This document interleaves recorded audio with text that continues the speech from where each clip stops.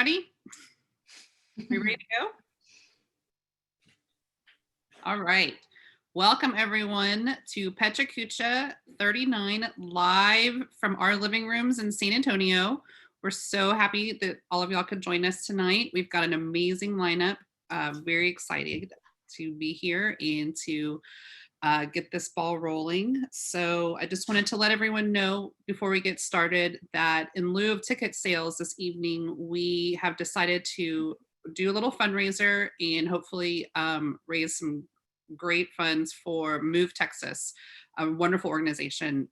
So if you'd like to donate and have your name entered into an amazing raffle with some really cool stuff, please go to lascasasfoundation.org/PKSA, and you can leave any kind of donation that you would like for us. And again, half of that will be going to Move Texas. And with that, I would like to welcome the director, Drew. He is joining us tonight. He's going to talk a little bit about what they do. Drew? Thank you so much, PechaKucha San Antonio. It's an honor to be here with you this evening. My name is Drew Galloway, and I'm the Executive Director of Move Texas. MOVE is an acronym. It stands for Mobilize, Organize, Vote, and Empower, and we believe in the power of young people. Through civic engagement, leadership development, and issue advocacy, we are building a better democracy for the next generation of Texans. You might not know this, but MOVE was actually founded right here in San Antonio. In 2013, a small group of students came together at the University of Texas at San Antonio and began registering new young voters on that campus. Now we're a nonpartisan, nonprofit powerhouse, engaging high school students and college students all across the state in 9 different cities and on 60 different campuses. Since our humble beginnings at UTSA, we've registered over 100,000 young people in just the last 6 or 7 years. And they vote. On average, 68% of the young voters that we engage cast a ballot in the elections that we work in. This year, our team is running one of the largest youth and voter registration and engagement programs in the entire United States. We've mailed over 400,000 voter registration applications to unregistered young Texans. We're reminding these young people to return their application by October 5th, which is the deadline for voter registration. So if you're not registered to vote, register to vote by October 5th through text messages and phone calls. And we're running an innovative youth-focused social media campaign on Instagram, so check us out there as well. So tonight, please give to PechaKucha and to Move Texas. Every dollar you donate will help register young Texans and support more stories like the funny, serious, and touching presentations you're going to hear this evening. So thank you so much, PechaKucha San Antonio, and enjoy the show. Thank you so much, Drew. Just a reminder, everyone that donates tonight will be entered into the drawing. Stick around and we will let you know what the prizes are. We have a couple of different prizes, and so there will be one lucky winner that gets all of them. So in our intermission, you will find out more details. So let's get this show started. All right, everybody enjoy, sit back, relax, grab a beer, and welcome to PK 39.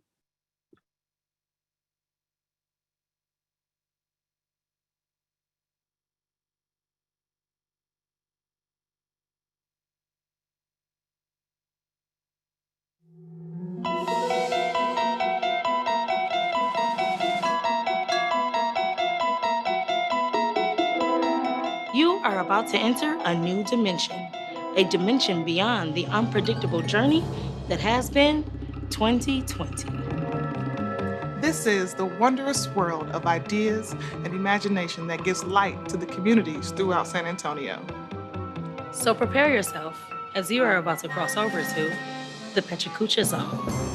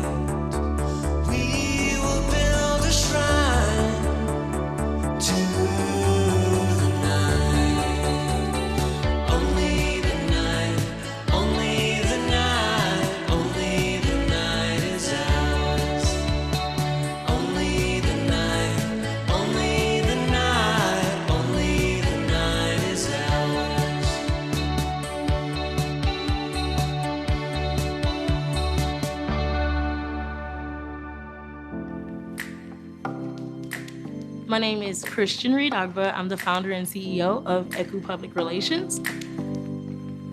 I have lived in San Antonio for 9.5 years, and I'm originally from Detroit, Michigan. What I love most about what I do is connecting with people, hearing their stories, getting to know the intricacies of what makes them who they are and what they are is my favorite part to being a publicist. I use Twitter to rant.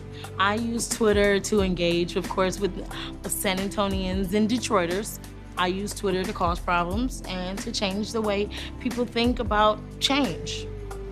Yeah.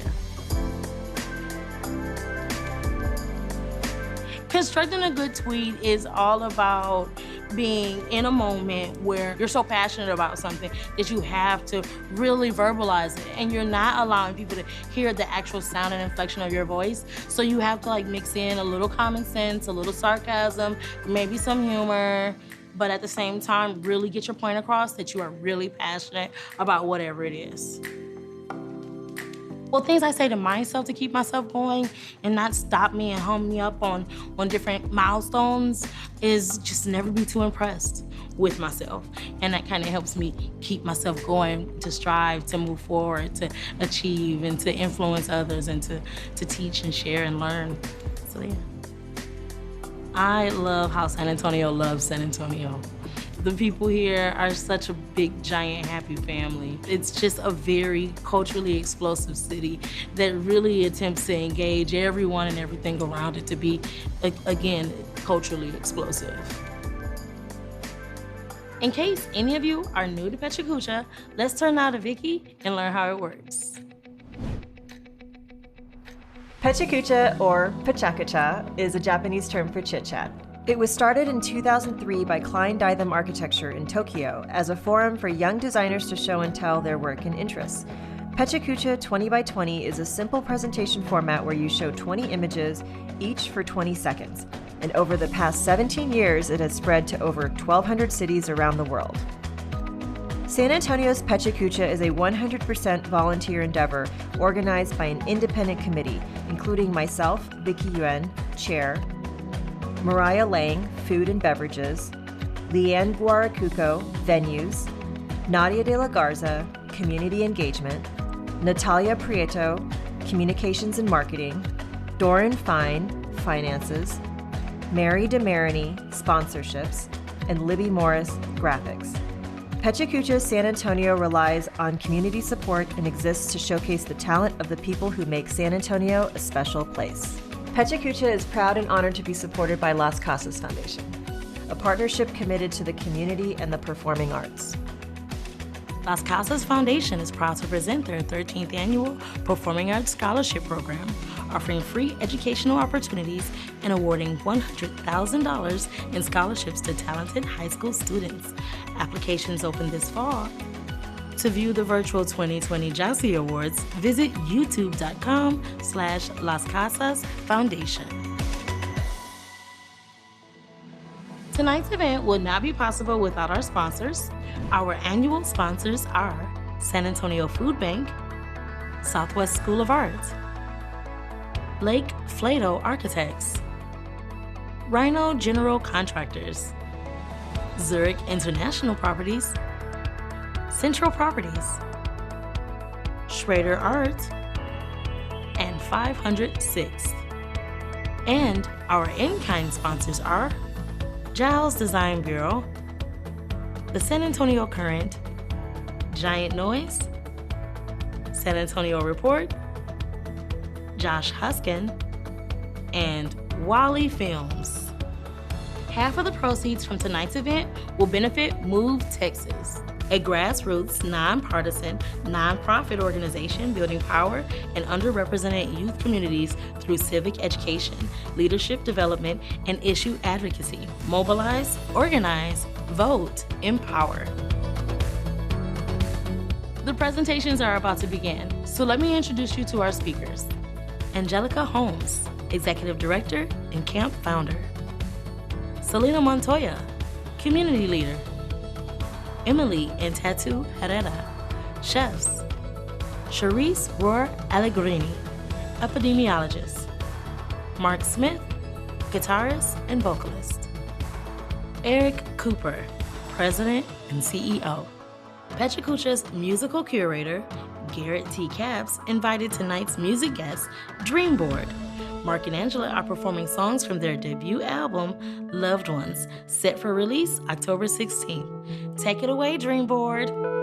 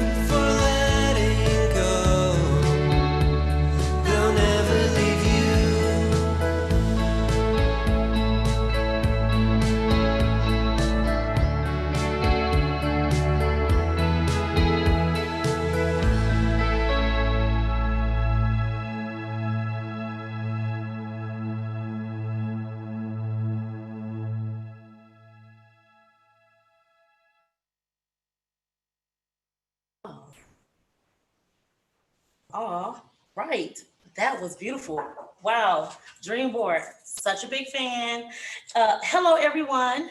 I am Christian Reed-Ogba, your MC for the night. I am live tweeting right now, so just bear with me. Y'all, it's been a day. I am so excited for this evening. If y'all didn't catch the tweets and the announcement, happy to report I am your first Black woman to host PechaKucha in San Antonio. So I'm super proud and excited for that. I mean, it's amazing that I get to do this. This is good. This is fun. This is everything. I mean, I look forward to the day, right? I'm an entrepreneur.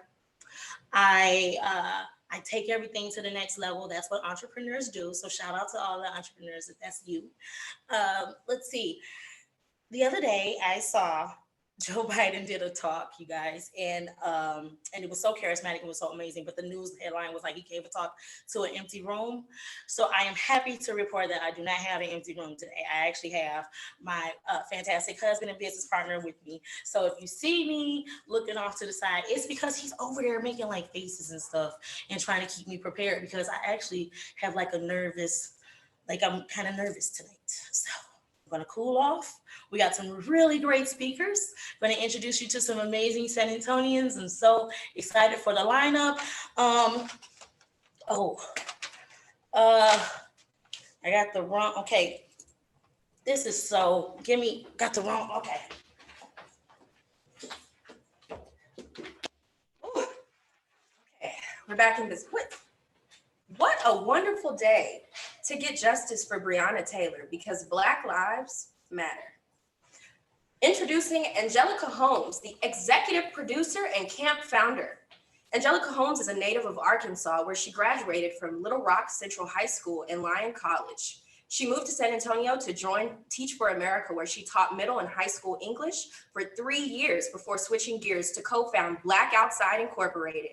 She helped resurrect BOI Summer Camp for Black girls, Camp Founder Girls, where she is the camp director as well as the executive director of Black Outside. Hi, everybody. Thank y'all so much for watching. Special shout out to all my family and friends that are watching live. I just want to tell a little story about belonging.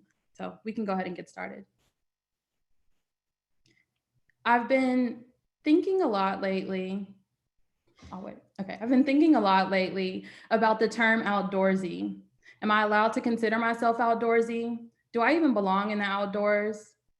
I don't know everything as a budding adventurer, but I do know that I feel most at peace when I'm soaking in the sun and my most powerful when I'm on the water. Growing up, my outdoor experiences were pretty limited. This picture is my first and only fishing trip with my dad. I remember bragging to my grandma about the big bass that I caught, by far the highlight of our outing. But aside from this and bike riding through our neighborhood, my sister and I didn't have much exposure to the outdoors as kids. I did have the opportunity to go to summer camp a couple times as a child and a few times in high school with my best friend Pilar. As seniors, we decided to try something new and joined a youth group that hosted summer and winter retreats every year. I don't remember everything we did. I know we went on hikes and did a ropes course challenge, but the memory that sticks out the most to me is how I so desperately wanted to fit in, but how othered I felt because of the lack of diversity and inclusion. I kind of wonder how much more outdoorsy I would be if I truly felt like I belonged in those outdoor spaces growing up. If you looked up the term outdoorsy in the dictionary, you would likely see a picture of my mom as the antonym. My mom was many wonderful things: a passionate leader, a caring mother, an anointed minister, just like her dad. But an outdoorsman, she was not. There were many spaces she felt comfortable occupying, but nature was just not on that list. I can now recognize that as the daughter of a sharecropper, she wasn't raised to see the outdoors as a place of leisure or joy. Her first outdoor experience as a child was chopping cotton in the Arkansas heat, and saying she hated it would be an understatement. She told us she would pray to pass out so she wouldn't have to be in the hot sun. But I met someone last year whose experiences in nature were extremely different from my mom's, despite also growing up in the South around the same time. Miss Gaynell Gaynor was raised on the east side of San Antonio. She joined Camp Founder Girls, which had been thriving for over 30 years by then in the 1950s. At the time, Ms. Gaynor probably didn't know that she was part of history. But as the very first summer camp for Black girls in the whole country, Camp Founder Girls was a rare adventure for girls who looked like her. When they were in the city, the Camp Founder Girls met regularly, hosting cooking, sewing, and art classes, all skills they needed to be modern, mid-century girls. They supported each other in pageants and hosted homecomings. But when we talked to Miss Gaynor, the memories that stuck out to her the most were those summers in Bernie at camp, swimming in the creek and going on nature walks, finding peace and solace in the outdoors. And this is Miss Maddie Landry, who I consider to be a trailblazer through and through. When she had this radical idea of starting a camp for the Black girls at her church, she tried to create a chapter of a national camping organization, but was denied. So she decided to found her own, Camp Founder Girls.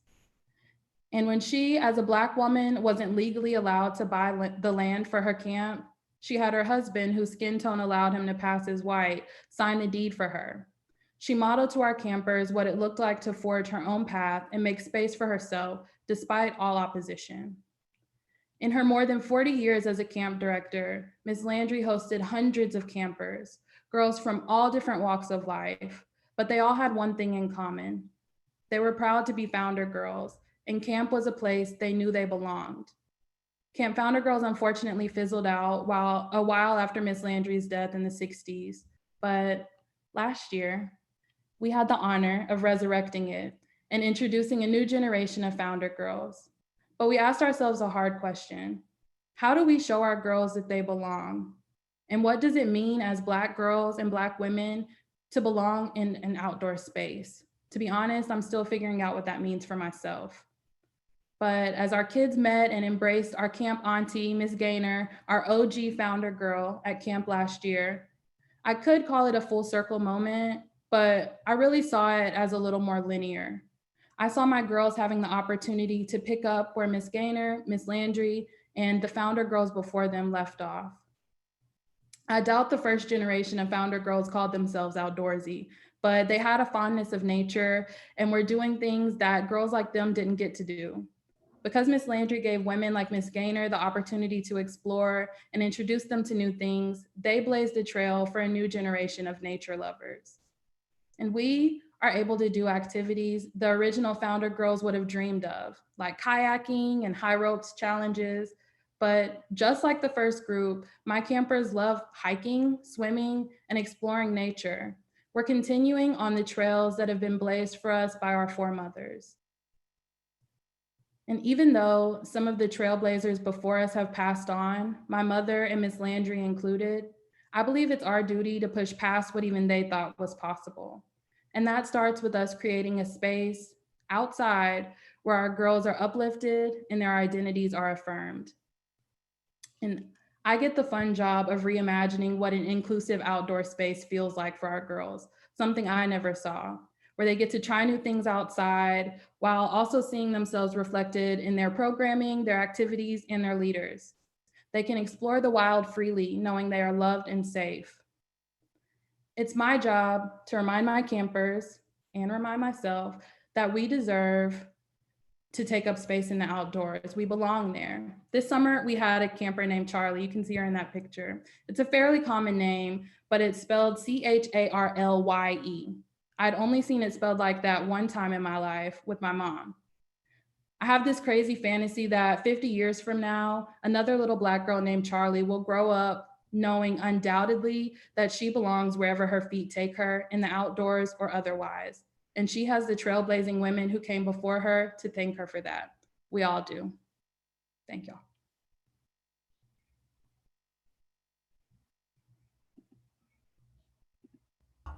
What a story. First of all, I commend you, girl, for being outside, because I am not necessarily an outside person. I think,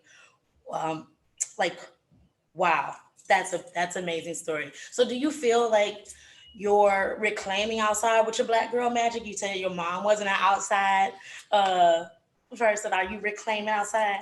Yes, of course. We got to reclaim the space and we got to take up whatever we want to do. I think a lot of times people feel pressure to, either be outdoorsy or they're not, right? But you can enjoy parts of nature without being Bear Grylls in the middle of the woods for 3 weeks at a time. Everybody can figure out like what they're into in nature, and that's kind of what we want to encourage with our girls. Okay, so how can I come to camp? I know I'm supposed to have like way more better questions. I hate to break it to you, but you might be a little outside of the age bracket. But camp will hopefully reconvene in full force in 2021, and we will have lots of information. Y'all can follow us on social media at Camp Founder Girls or at BlackOutside_Inc. And yeah, you can check out our websites as well. That's fantastic. Okay, I got a question for our audience. Y'all ever been to camp? Let us know in the YouTube comments what camp you've been to. Shout them out in the comments. Thank you so much, Angelica. We appreciate you. Wait, the camera. Oh my goodness, wait.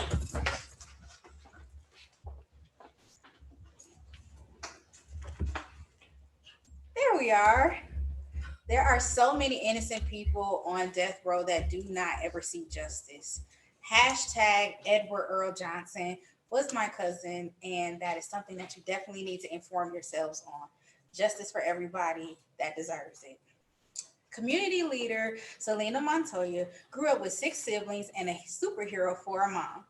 With a family as supportive as hers, it's easy to believe that when your mom says you can be whatever you want. Celina is a journalist, an advocate, a nonprofit starter, a small business owner, a fireworks expert, a mom, and her current role, candidate for the Texas House of Representatives. Celina is known for her tireless effort, and she never says no to a cup of joe. Welcome, Celina Montoya. Thank you. This is a story of how my love for literacy led me to leadership. And so, as with any good story goes, once upon a time, there was a little girl who had an affinity for words. Nothing fancy or circuitous, just an appreciation for using just the right word or sound. And that little girl was me. Some of my earliest memories come from listening to Disney books on tape. You know, the kind where the sound of the magic wand signaled the turn of the page? Well, it truly made reading seem like magic. And when I grew up, I wanted to be a ballerina princess. I started kindergarten already reading. I completed my teacher's collection of the Berenstain Bears books within the first week. I was often sent to the library with the only other kid in class who was reading, my new and now old friend, Rebecca, who, by the way, is earning her doctorate in archaeology right now. And when I grew up, I wanted to be a teacher. By the time grade school started, I had graduated to poetry, Shel Silverstein being my favorite, A Light in the Attic, Where the Sidewalk Ends, Silly Sounds, and even sillier pictures, covering subjects many children's writers wouldn't. And when I grew up, I wanted to be an archaeologist. My 3rd grade teacher, Miss Marsh, introduced me to Roald Dahl, and our school librarian, Miss Weichert, taught me about the authors and illustrators who were celebrated, earning Newbery medals and Caldecott awards. I met real life authors at school.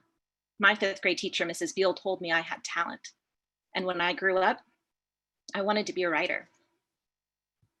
Middle school, it wasn't cool to read. I wasn't cool. Our family didn't have a lot, but we each had our own library card, and that was my key to the world. I read every Robin Cook medical mystery book they had at the main library downtown, known as the Big Enchilada. And after that, I read Michael Crichton, A Little Mary Higgins Clark, some Sue Grafton, and basically anything that said New York Times bestseller on the cover. And when I grew up, I wanted to be a forensic pathologist. By high school, I was taking AP English, finally learning the good stuff. On my first date with my high school boyfriend, we easily spent an hour discussing the finer points of Robert Penn Warren's Pulitzer Prize-winning book, All the King's Men. I was tickled by the random comedy I found in Jane Eyre, and As a Tree Grows in Brooklyn became a favorite. And when I grew up, I wanted to be a journalist.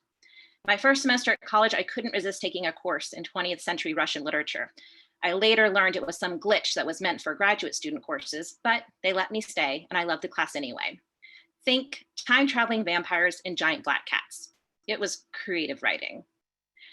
I continued my studies in journalism and eventually was as a fellow with the Innocence Project. My reading consumption became a steady diet of news, periodicals, and nonfiction work. Oh, and remember that high school boyfriend? Well, after a long distance relationship that had him driving from Pennsylvania to Chicago as often as he could, we got engaged. After graduating, we returned to San Antonio. I started working for Texas Public Radio. I was the midday host and first ever art and culture reporter. Most of the time, I was also the only woman in the newsroom and the only person under the age of 35. So I quickly created my own contacts and found my own interests. I started reporting in areas of San Antonio where, frankly, most public radio listeners didn't live. I covered school board meetings in Edgewood, murals on the west side, and charreadas on the south. I kept seeing a striking statistic pop up. 1 in 4 adults in San Antonio is considered functionally illiterate. In my city, the ramifications of illiteracy could be seen everywhere. Intergenerational poverty, high rates of teenage pregnancy, low wage growth, lack of civic engagement, and I wanted to do something about it. So I joined the Junior League. Now, I didn't really know what the Junior League was And I certainly wasn't aware of their reputation as being a group of rich ladies who lunch. To be perfectly honest, there was some of that. But there was also a strategic initiative to work closely with over 60 nonprofits throughout San Antonio and to create an army of trained volunteers who, given the challenge, crushed it every time. Take, for example, the year I was president. Hurricane Harvey devastated Houston. In less than 4 days, the Junior League mobilized and organized one of the largest recovery efforts, including over 17,000 diapers, personal supplies, and literally tons and tons of food and water. That's not all we did. We tackled big issues too, including illiteracy. What started as a series of community engagement and planning meetings turned into a coalition of literacy service providers. And from there, quickly became apparent there were gaps in our services that needed to be filled. Thus, the nonprofit Literacy San Antonio was born. Mind you, I didn't know how to start a nonprofit, let alone run one. Thank goodness I wasn't alone. I had the support of our new coalition partners and my friend and mentor, Pamela Toman, who still serves as executive director. While I was filing out IRS applications, she was raising funds. She was advocating for city and county support. I was formalizing partnerships and programs. 2 years into the experiment, we were collecting and distributing tens of thousands of books to children and teachers all over Bexar County, with a special focus on areas where reading scores and indicators were below average. Then we started tutoring programs, matching students with student teachers, using evidence-based manipulatives designed to enhance literacy skills. Almost 5 years into the project, we were branching into teacher training programs, and I was getting ready to have baby number 2. We hired a full staff to manage the programs, and I stayed on in an advisory capacity. Before we realized it, Literacy San Antonio was 10 years old. It served thousands of families and was newly recognized by the state as an official teacher training program. Apparently, I had grown up to be a community organizer. Literacy San Antonio had grown, and I was able to use those skills in starting that nonprofit as a way to advocate for our own family business and for local communities working in government and community relations with a focus on safety. Like with many family businesses, I did everything from bookkeeping to cleaning the bathroom, but soon outgrew that job. So when someone else had outgrown their job at the State House, I had the support and experience to step in and run for office. In 2018, I became the first Democrat to run in the House District 121, long considered a Republican stronghold. Thing is, I grew up here, and I was raising my 2 children here. It wasn't the stronghold people thought it was. In fact, Beto won this district when he ran against Ted Cruz. And on election night, my race was too close to call. When they finally did call it for my opponent, we went right back to work and ready for 2020. So here we are in an historic election year, doing the unimaginable. We're schooling our children at home, contacting voters by text and phone, encouraging them to vote.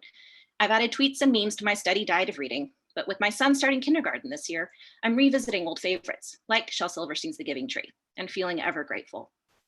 These days, it seems I can't get through bedtime stories without shedding a tear, because every book we read is about compassion and kindness, hope and perseverance, things we seem to lack in tweets and memes. It reminds me why I'm running for office, though. So every child can imagine being anything they want to be when they grow up, so we can all have our happily ever after. The end. Hey friend. Hey, Chris. You're looking good. I'm so proud of that story. That was the most beautiful story.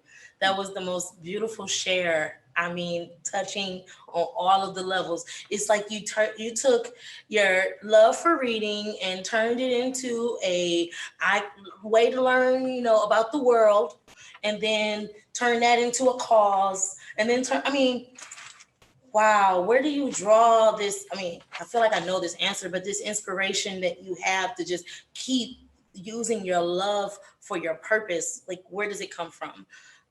From my mom.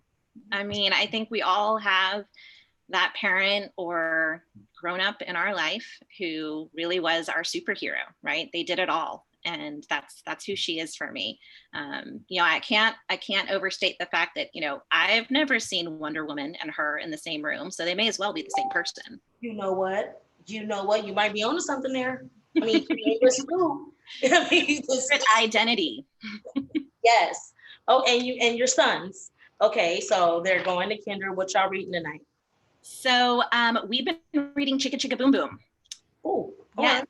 Yes, Marc Jr. Yeah, some really great illustrations by Lois Ehlert. So it's a classic. If you haven't read it, another good one, Brown Bear. So yeah, these are the classics. Right. I'm telling you. I gotta get to those then. Chicka Chicka Boom Boom and Brown Bear. Celina, proud of you. Grateful for you. Congratulations, a great story, great share. Appreciate you. Enjoy the rest of the evening. Thank you, friend. Awesome. All right, we got a couple other things going today, but that was such a, I feel like we should give it like, can we give it a moment? Like, okay, so Zoom is real. So can we give it a second to come through with the, yeah, that was a great story. All right, well, let's move. Where's my tissue? I mean, it was such an emotional story. Where's my tissue? Anybody, where's my tissue? Oh.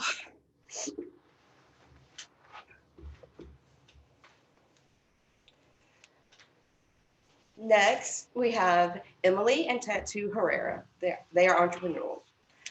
Joel Tatu Herrera and Emilie Renee Herrera are the owners and operators of Folklore Grassroots.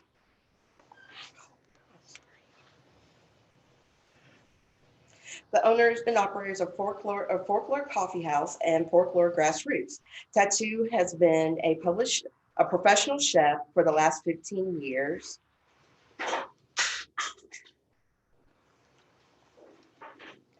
And he has won numerous competitions, including Hyatt's Good Taste Series, and is an ambassador for Chef's Roll, a worldwide culinary organization. Chef Tatu has a cooking show on KSAT 12 and has also done a commercial for Cholula hot sauce. Emilie was born and raised in the South Side of San Antonio. She's a graduate of UT Austin with a BA in Human Resources. She has worked in human resources for the last 16 years. When COVID hit San Antonio, she started to feed the senior citizens in her community. And as of August, she has given out more than 3,000 bags of food to those in need.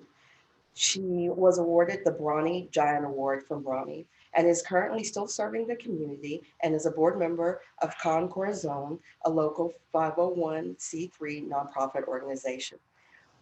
Hey y'all, what do you got going on? Hi, can y'all see us?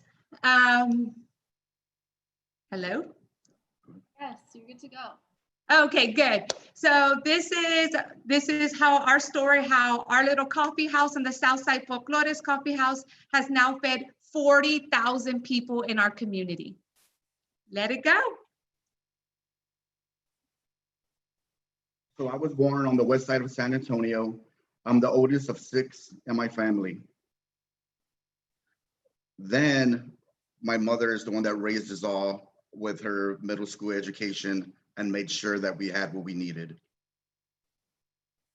While doing all of this, she ingrained, being good-hearted, doing what we have to do, showing that just because we're from the west side, that we have a lot to offer.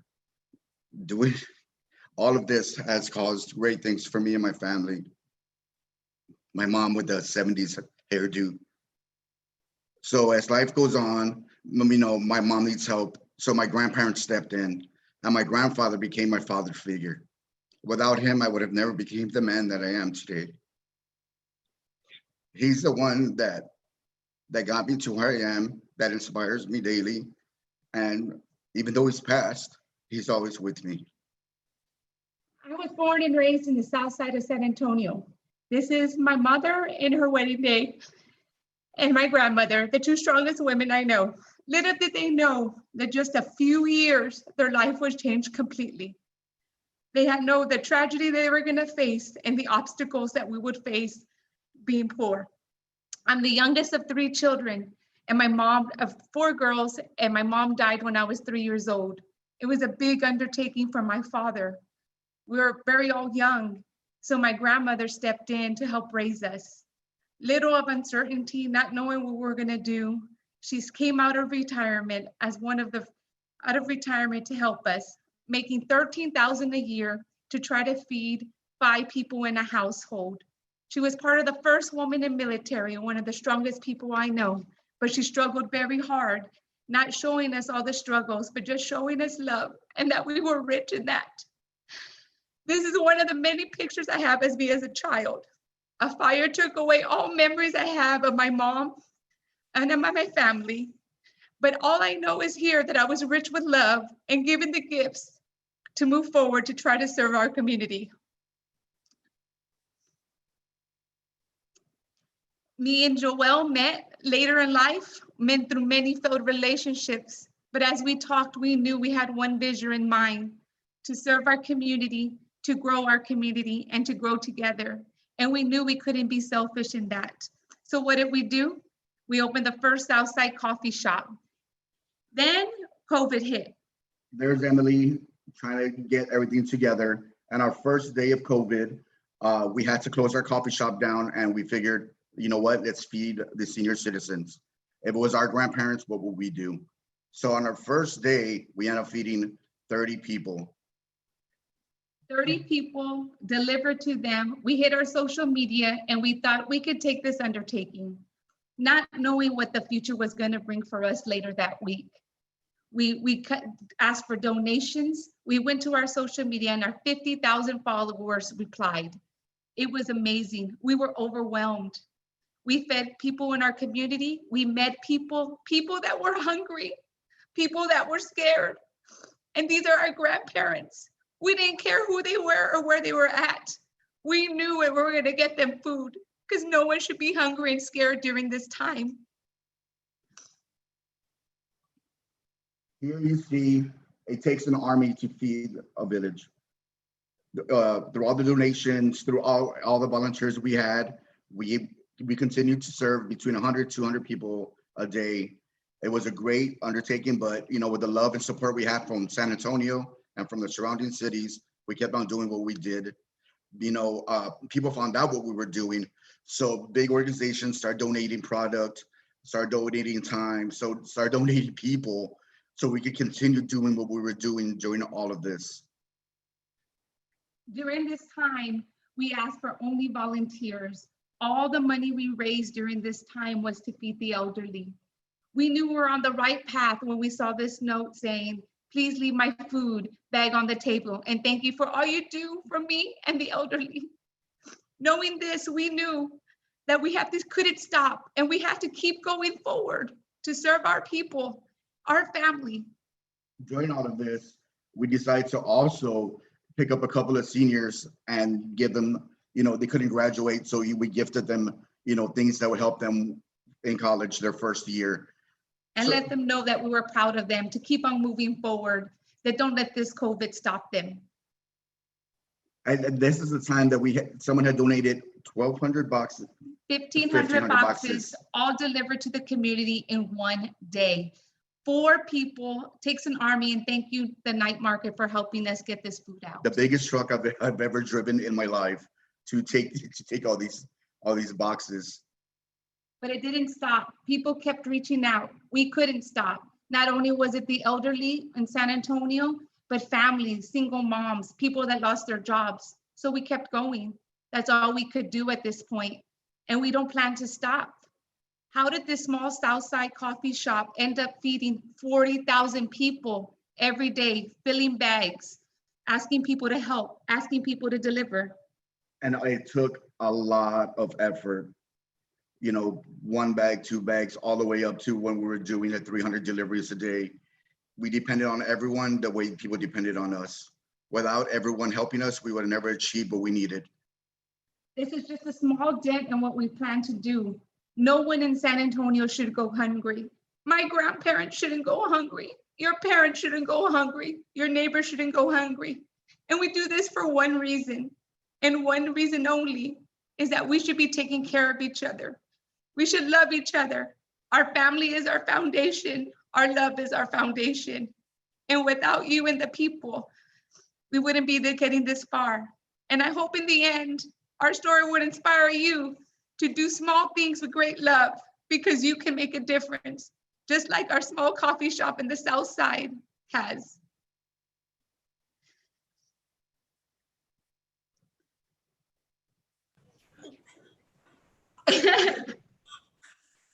I mean, what? That was not in the practice, Emilie and Tatu. Bless your lovely, angelic hearts. I mean, did y'all just feed the world? I felt like you fed the world. Did y'all have the recipe that the Lord left over for the 2 fish and the loaf of bread? What? Wow. Okay, everybody in San Antonio, stand up right quick. Just applause. Applause. Look, on the paperweight. Applause. Applause. Hi. And applause. I am so proud of you all. Y'all did something amazing. Tell me, and I love how y'all are a power couple. Do y'all know y'all a power couple? Are you ready for that title? No, we keep it humble. Keep it humble, girl. Right? It's relative, y'all. You ain't about to keep it humble over here. You feeding 40,000 people, got 50,000 followers. That's a lot. All right, so I know you did all of this. You told us all of this stuff. Can I ask you what's next? Is that too much? No, and actually, we still have our coffee shops. We're still growing. We are forming a 501c3 of ourselves to keep on moving forward with our efforts, not just only for feeding San Antonio in need, but actually through natural disasters, and then also providing any community help that we can. So, thank you. And I'm also part of Con Corazon that helps with the COVID recovery, plasma, and also helping feed the elderly in low-income areas. So it's very proud to be moving forward with that. I'm very proud of y'all. Y'all are doing the work. And that made a lot of news this season about we need people like you that are willing and able to do the work. That's big. That's a level right there. When we can't serve no more, that's when we stop. No, we need you here. We love you that you're here to share this story with you. We're gonna give you your flowers. Y'all deserve your flowers. that humble thing out the window. So grateful for y'all. Thank you. Thank you. All right, so we're going to take a little break. I actually just literally threw my script away, so that probably wasn't the best idea. That being said, we have some giveaways. We have some, we're looking for some donations. I know we're looking for donations. We are becoming a trending topic on Twitter right now. So head over to Twitter. If you're watching on YouTube, head over to Twitter or get me in the comments. Let's get some conversation going in the comments. Maybe we'll see them. Maybe we won't, but we're going to take a little bit of a break so I can pick up my script. And I believe at the same time, we're going to get more tissues because I don't know how more emotional we'll get through these presentations. They are so good right now. Emilie and Tatu, y'all did the most and the best. So we're going for a little intermission. Catch you in a second.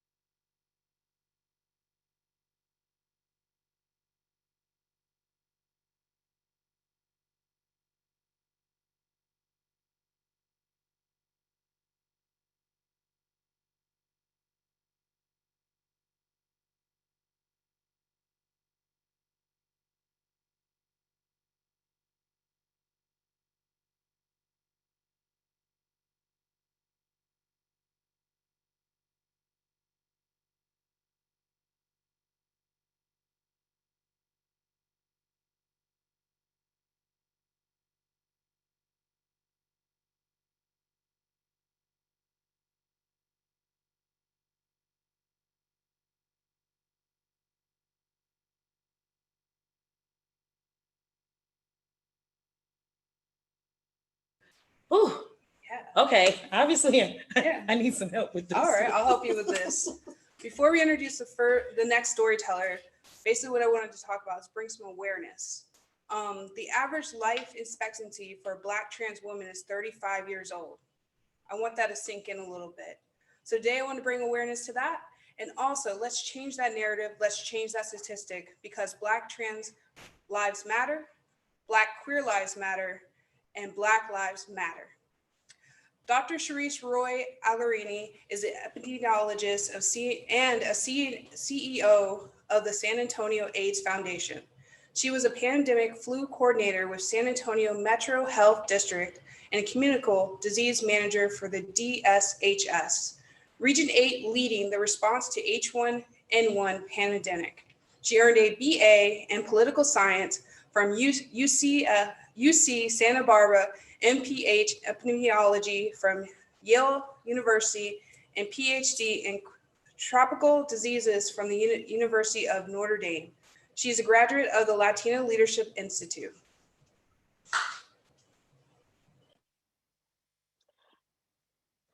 All right, thank you for that. Gosh, I'm glad we had a little break. I needed a lot of tissues. We'll switch gears a little bit. I don't think I'm gonna make you cry. Hopefully I'm gonna make you wanna explore the world a little bit. All right, we can go ahead. So it's 1992 and you've come of age at the height of the HIV pandemic. A diagnosis of HIV is a death sentence. You've studied politics, sociology, biology, and you want to save the world, so you go to public health school to be an epidemiologist. Your professors, though, are the folks who discovered Lassa fever, West Nile, and Ebola. And so you decide, I'm going to go traipse through tropical jungles to look for disease vectors. Off to Costa Rica, I went to look for sandflies that transmitted a virus that infected cows. But wait, I want to do humans. That's okay. It's a tropical jungle in Costa Rica, I can't complain. So in an area with more cows than people and very few women, I started my career searching for sandflies. We'd spend the day putting out these traps to catch the flies, or we'd suck them up from trees where they rested in the daytime. And then I'd bring them back to the lab and look at them. I'd have to identify them by their genitalia, and then eventually we'd figure out which were the ones that were carrying the virus. I was bitten so many times by mosquitoes in the forest and my eyes swelled shut, but it's worth it because of scenes like this. One of the perks of studying tropical diseases is tropical beaches. On the weekends, I can relax in places like this. I wanted to save the world, but I really wanted to explore the world. So tip to you all, if you can't afford to do it, you make it your job so someone else pays you to travel. So off to Kenya I went to study African sleeping sickness that infects hundreds of thousands of people in sub-Saharan Africa. My lab mates came from multiple tribes and I didn't really understand the tribal dynamics, but they shared their traditions with me. One day, a scientist from Ghana roasted a goat served with tomato sauce. It was basically cabrito con salsa. I said it was like having a pachanga back home. So African sleeping sickness affects both humans and cows, and it's transmitted by tsetse flies. Unlike mosquitoes, where you have 1,000 eggs at a time, a tsetse only lays one larvae, which should make it much easier to control. But really, the only thing that made a difference in controlling this disease was heavy investment from the government. We're finally doing better. And again, the perks of tropical diseases. You live in Kenya for 5 months, you got to go on safari. So we packed a Jeep, put in some tents, and made a work trip out of it. This one was looking for ticks and elephants and lions and cheetah and warthog and all the other fun things we got to do while working. And then I graduated. So for a kid from a working class family from East LA, this was huge.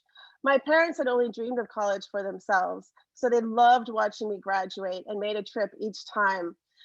I worked on mosquitoes that transmit malaria for my PhD, so I decided I wanted to complete the loop and work on malaria parasites. And I found my way to Southeast Asia in the town of Mesat. It's on the Thai-Burma border with an incredible mix of people, the Burmese government in exile, the Karen National Union, many ethnic Indians and Chinese, and a lot of expat do-gooders. You start off wanting to save the world, and eventually you learn that the world saves you. The Shoklo Malaria Research Unit had a clinic in Mela refugee camp. It was a no man's land. If you were living there, you couldn't travel beyond a certain zone. You had no papers. Our team saw patients in this clinic, and I'd collect blood from malaria patients and bring it back to the lab to study. We also had rotating village clinics in many villages. Malaria hits hardest in pregnant women and small children. So once a week, we go to villages like Walikhe to do health checks, ultrasounds, malaria screens, and more. This one had a concrete center where we could go to do our clinic. Most of them don't have that. The village of Makatai is a little different. It's on the Moi River, which forms the border between Thailand and Burma. One day after being in the village, one of our nurses said her legs were sore. And when I asked why, she said it was because she had to keep crouching down to avoid the shells being lobbed from across the river by the Burmese army. Part of being an epidemiologist requires understanding the environment in which people live, and that includes ducking from bombs. So back in Texas, Metro Health hired me to develop plans against bioweapons, but then Katrina hit. I knew nothing about hurricane response, but was thrown in as the medical incident commander for the shelters as people poured in with wounds from standing in water for days. And then they asked, oh, what about pandemic flu? Who's our expert? And my boss said, Cherise. And I wasn't, but suddenly I had to learn everything there was to know about pandemics and contingency planning. So I spent the next 2 years becoming San Antonio's expert in respiratory virus pandemics and planning. I didn't know it was going to be relevant as it is now. I moved to the regional health department to oversee all communicable diseases. And in 2009, we had the first cases of a novel flu strain were found in our region. And that later became known as the H1n1 Flu Pandemic. That seems pretty mild compared to what we're dealing with now. I also managed tuberculosis, STIs, and HIV programs. And one of our counties was experiencing a huge syphilis outbreak related to a sex for drug rings. The most important part of controlling an outbreak is building trust in the community. So getting drug dealers, pimps, and prostitutes to trust us required that we treat everyone with respect and without judgment, and we were able to stop that outbreak. From there, I decided to tackle the politics of public health and move to a nonprofit where we worked with the state legislature to understand the science behind vaccines and public health policy. This was incredibly important because we're fighting against the tide of anti-science. And in 2019, our advocates included a group of middle school students from Bottom Academy who are now pretty well versed with how to advocate at the Capitol. They talked to legislators, they gave them the scientific reasons that they needed to pass certain bills. They got a great experience out of it as well. And then Halloween 2019, I was thinking about outbreaks of vaccine preventable diseases when I decided to dress up as the plague doctor. I had no premonition of what was to come. But by February, I was diving back into pandemics, identifying ways to address COVID in San Antonio and help to explain it to the population. And about 6 weeks ago, I returned to the world of HIV when they brought me on as the CEO for the San Antonio AIDS Foundation. The other day, my husband said that being an epi was like being a space engineer for a spacecraft.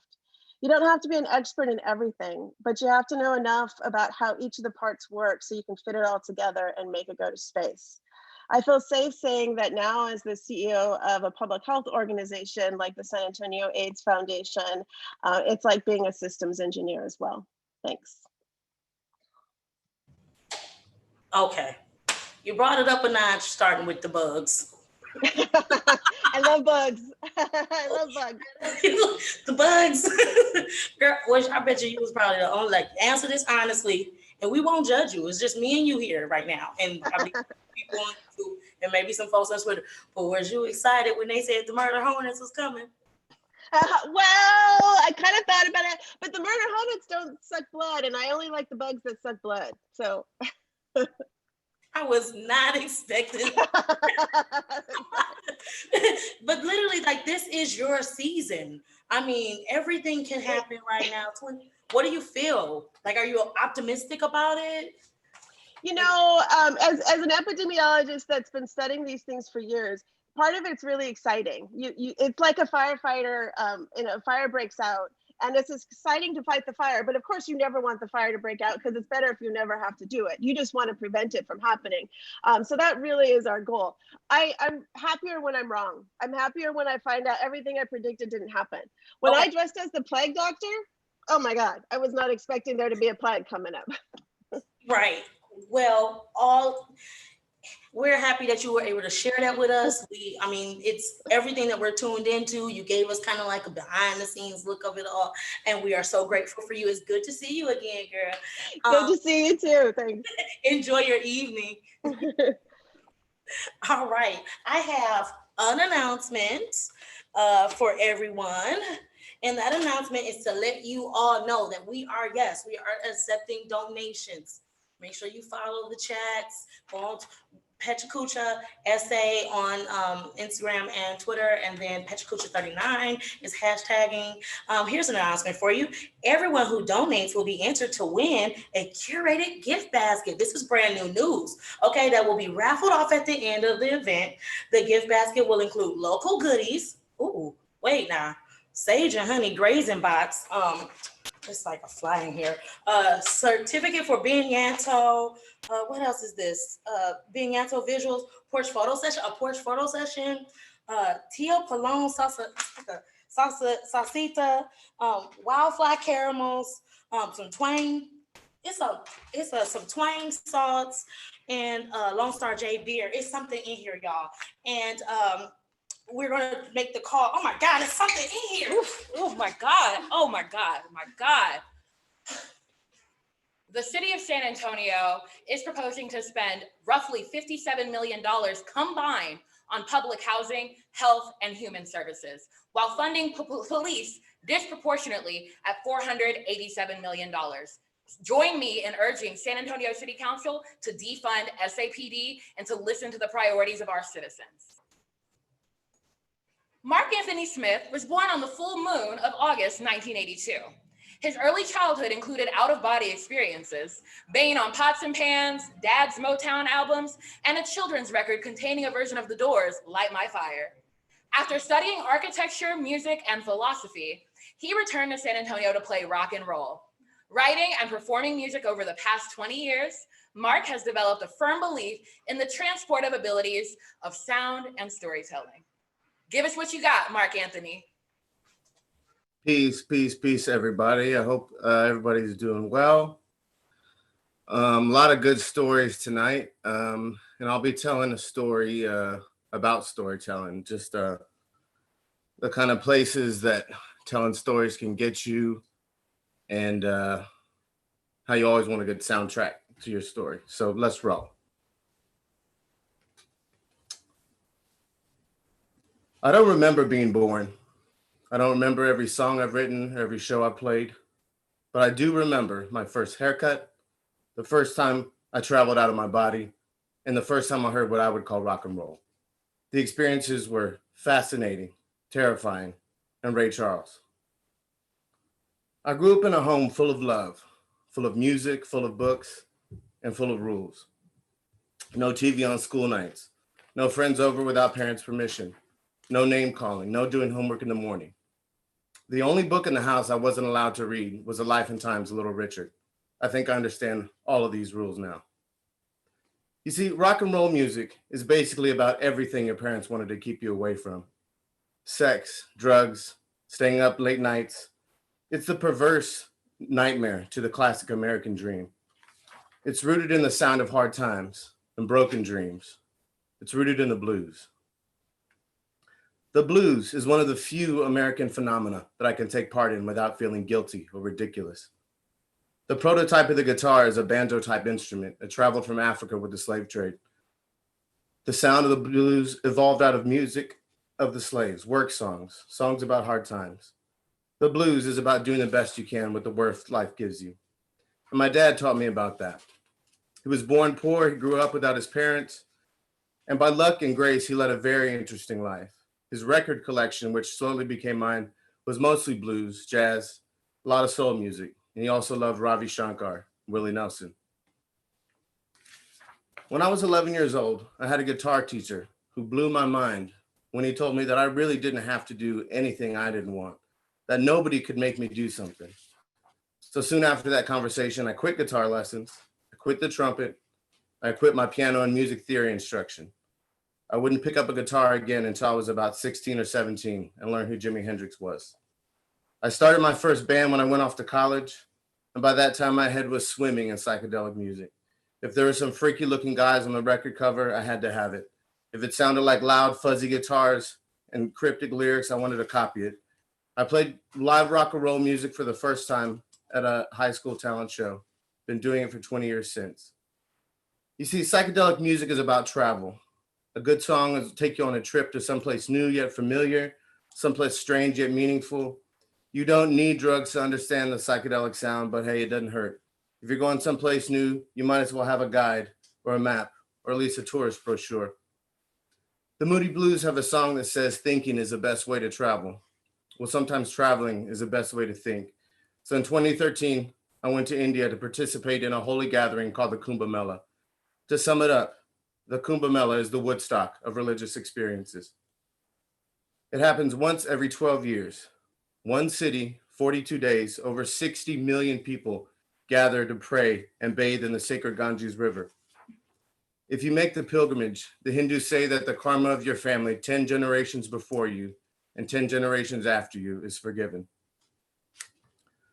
Another purpose of the holy gathering is to see the men of India, the Babas, who are usually pretty inaccessible. These holy men are spiritual uncles, grandfathers, with many, many stories to tell. Now, I only understand a few words of Hindi and Sanskrit, but we were able to have complete conversations, sometimes without saying a single word. These men are professional wanderers, holy hippies, if you will. They wear little to no clothing, they only own what they can carry, and they have a pronounced fondness for hashish.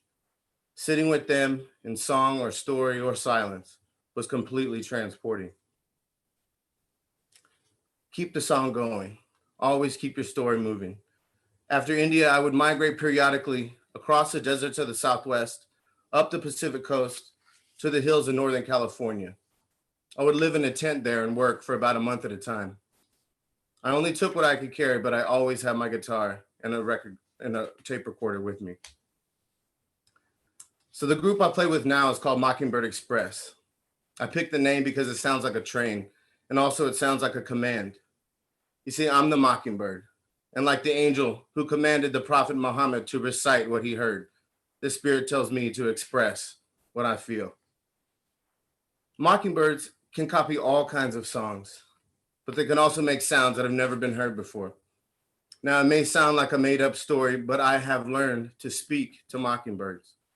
You see, they know how to listen, they know how to imitate, they know how to improvise. Those are all good skills of a musician.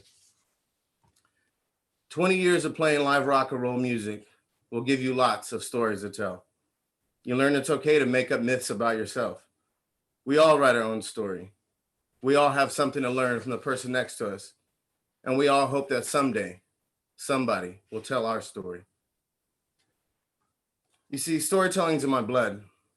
My oldest known relative, my great-great-grandmother, was a slave in Virginia. She was half Black, half Cherokee Indian. Music is how I connect with my past. It's how I know who I am. And it's how I find my way into the future. Both modern science and ancient Eastern philosophies tell us that everything is made up of vibrations. Music is nothing more than a combination of different frequencies and vibrations. So it means that everything is music. The world we live in today is so loud and chaotic. Sometimes you just need to stop and tune in and listen. You see, God is everywhere if the temple is in your heart. Every place becomes a shrine. One of my favorite holy places here in San Antonio is a spot called My Little Taco House down on South Flores Street. This is Dolly, the owner, and she will confirm that the restaurant is a holy place. The front of it was featured in the Celina movie. Sometimes the best part of the trip is the come down, the journey back home where the story all began. There's always another verse to the song, but it's good to sing the chorus one more time. And in the song of life, it's even nicer when there's somebody to sing with you.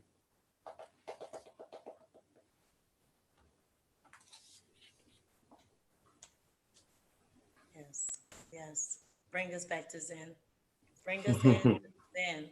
You did that. That was a smooth story, son. I like Thank you, sister. Thank you.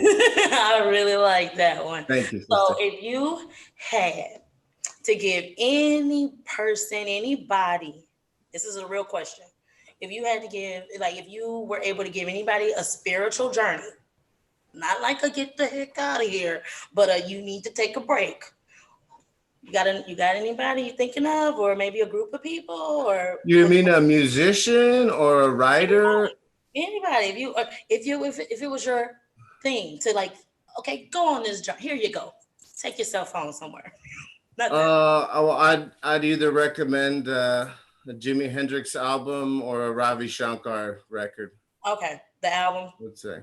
Or a record. Is difference between the two? Well, I mean, if you don't have a phono player, if you don't have a record player, you can access both of those artists on Spotify or whatever you listen to. But Hendrix and Ravi Shankar are two that come to mind. They'll take you somewhere for sure.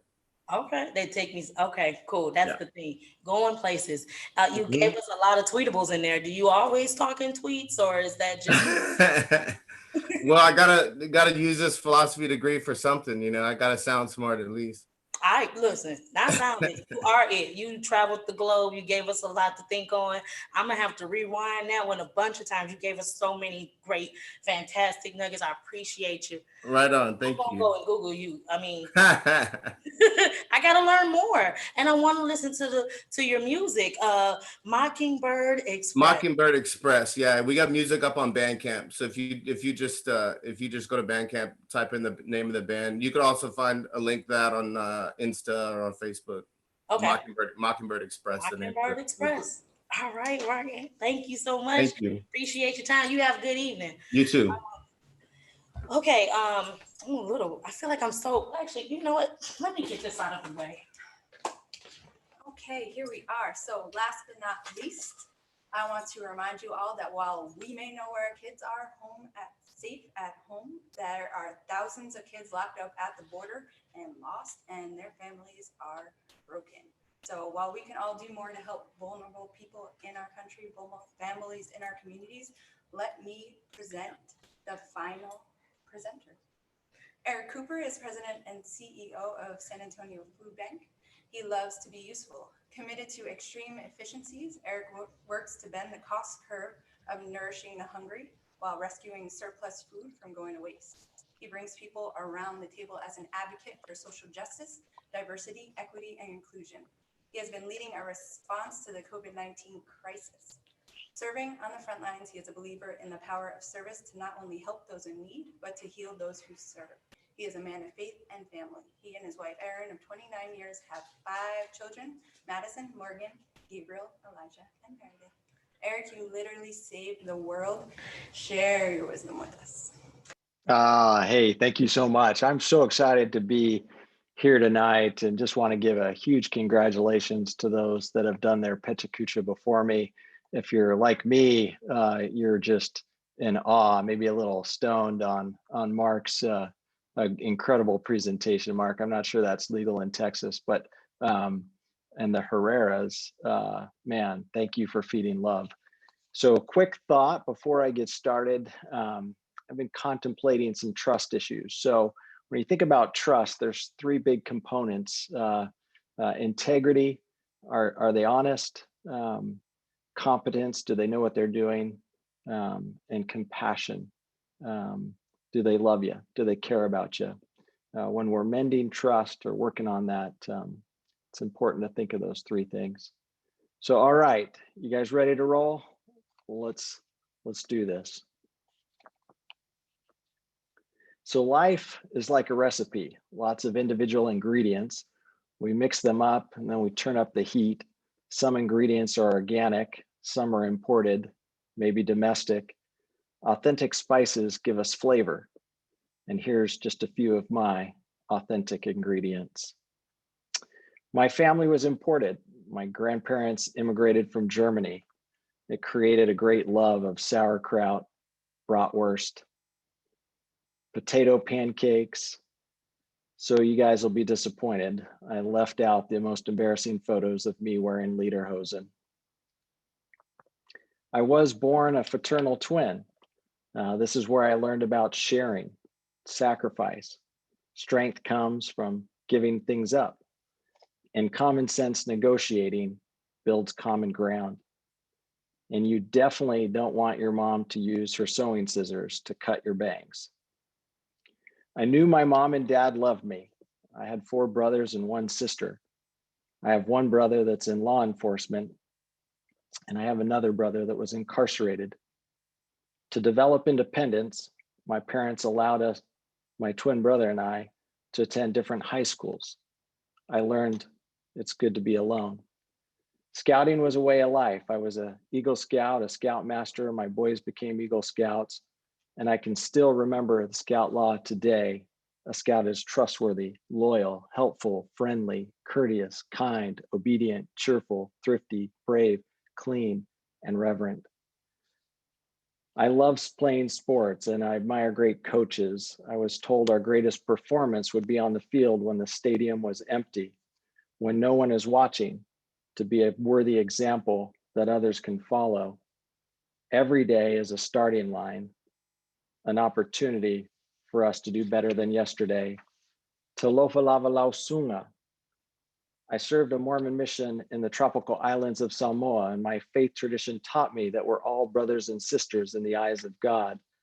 The power of forgiveness and redemption, the power to overcome, the knowledge that each person has individual divine worth. I'm a husband and father. Family is the source of great joy and pride. I believe that there's no success or achievement that can compensate for failure within the walls of our own homes. Let us work harder to strengthen our families. Broken homes lead to broken communities. As a young entrepreneur, my life changed when I found my father homeless in Oregon. He was nourished by the kindness of others. It made me pivot from for-profit to nonprofit and dedicate my life to helping those in their season of struggle. My journey brought me to the city I love, with all these ingredients mixed around in my head and a desire to see everyone thrive, wanting all families to have access, opportunity, and hope.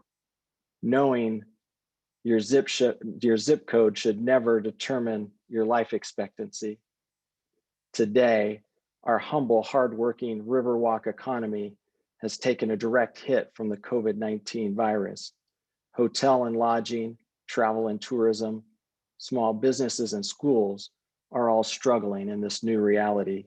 Almost 200,000 unemployment claims in San Antonio.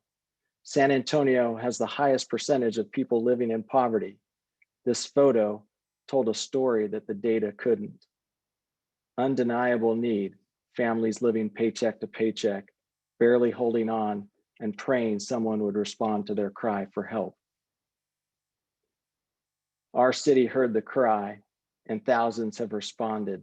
Amazing corporations, churches, foundations, and individuals donating food and funds, volunteers putting themselves at risk as they worked on the front lines, ordinary people becoming extraordinary heroes.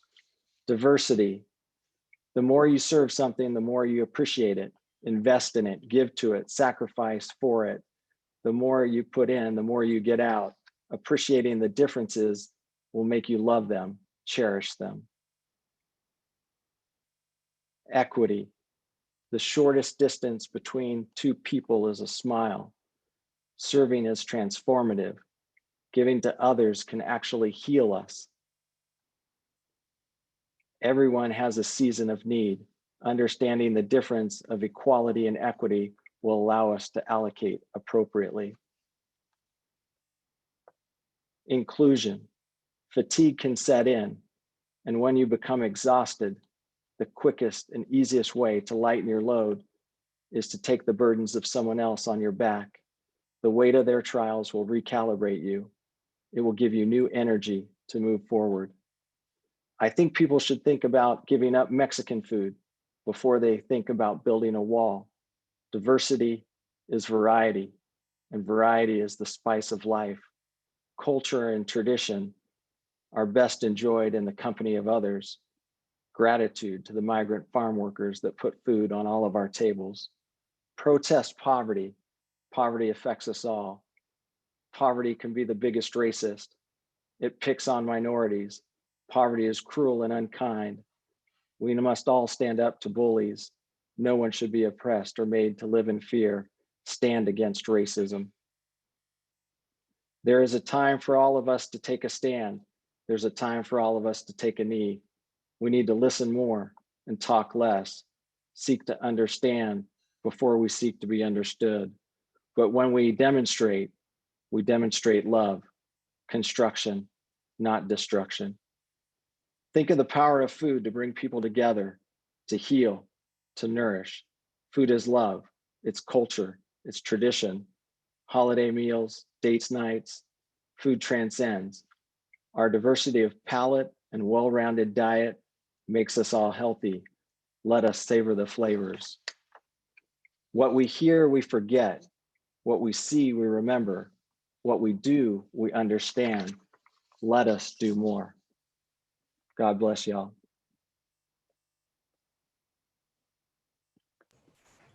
Wow, thank you. Thank you, Eric. Thank you for sharing that. It's so good to see you. I think the last time I saw you was when we had the migrants that were traveling through and we did the dinner for our African migrants. So it's so good to see you again. And I'm just grateful for everything that you do for San Antonio. Are you taking care of you? Like, you do all of this. You showed us the photo with the cars from Alamo Dome. That's in my neighborhood. How do you take care of yourself after you deal with all of that, after you feed all of those people, after your team does it? How do you take care of you?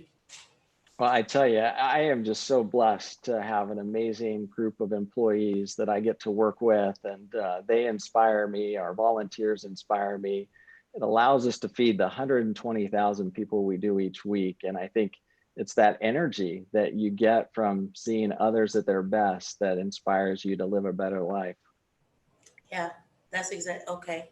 You have an amazing team over there. They've done some fantastic things, not just when we have a pandemic and issues, weather and health issues, but just on the everyday, 120,000 people. I want to know, how did you make it competitive to volunteer? Okay, because that SA Food Bank website gets pretty hot when it comes to people are competing for the best days, the best time. How did you do that? How did you make it so that we want to serve you? Hey, all I know is volunteering actually helps you live longer, right? It makes you happier. It heals what ails you. And so it's that secret that I think people want to come out and live their best life. And truly, San Antonio is living their best life when they're serving, when they're sharing, when they're caring. And that's all of our opportunity. And so I hope everybody visits their local nonprofit to make a difference. And if you'd like to come to the food bank, visit safoodbank.org. Here we go. And you can select times for you and your group to go and volunteer. Eric, I am grateful for you.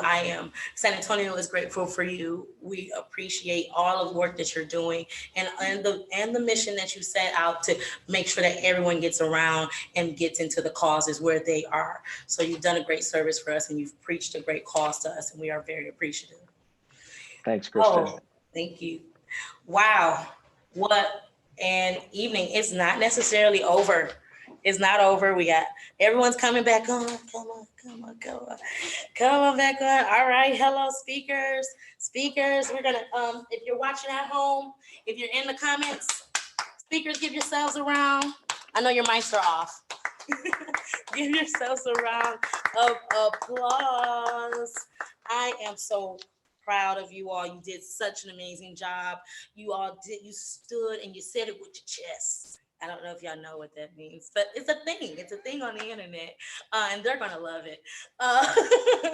Okay, it's been an amazing evening. We got some giveaways. We're gonna give you a couple of more moments to donate money and to make sure that you know just exactly what you're giving away. I kind of told you earlier, it's an amazing gift basket. So you definitely want to enter for that. I am going to hand it over to, and I got a screen below me. So whomever is about to talk really quickly, wave your arms so I can see who it is, or turn on your mic, just interrupt me. And let's really focus on how PechaKucha just did what they did. They changed into a digital platform. Vicky on my screen is kind of down and below over this side. Vicky, good job. You did a great job. Your team, the entire PechaKucha SA team, y'all did. Can I get a round of applause? Thank you so much, Christian. You're awesome. You have the best energy. We loved it. Thank you so much, and for inviting your friends. So we actually closed the giveaway. Thank you everyone for donating. Christian has the announcement for the winner. It's in the Yeah, you want to, let me text it to you. What's going on? Is something happening back there? You know, Are you going to introduce us to your friends? Can you announce their names? My people. He said we're going to come in. Okay, I got the announcement of the winner. Maybe or maybe not, but before I announce them, I'm going to give everybody back here a little shine. They're maxed up. All right, we got Brielle Ensler from Doable. She's up at the top.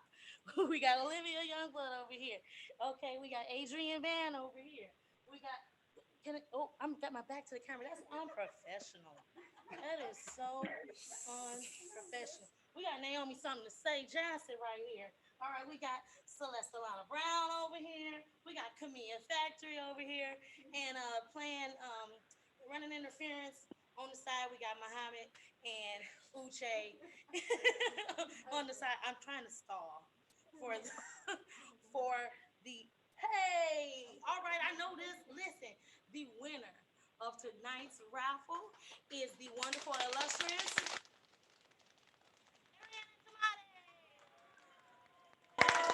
all right. I am so grateful for you all. Thank you, Vicky. Back to you.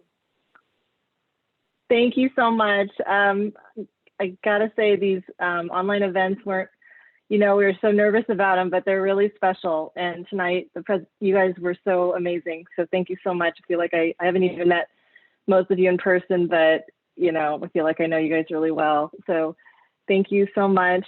And we're excited to see you at the next one, which will be determined soon. So keep it posted. And this live stream will be on our YouTube page. So thanks for supporting us. Thanks for being with us tonight. Don't forget a picture. Everybody smile.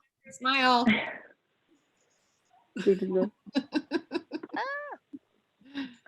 And everybody, thanks. Vicky's going to be a mom in a few days. So we want to say congratulations and we love you. And way to go, Vicky. Congratulations. Thank you. Oh! We're proud of you. You did that.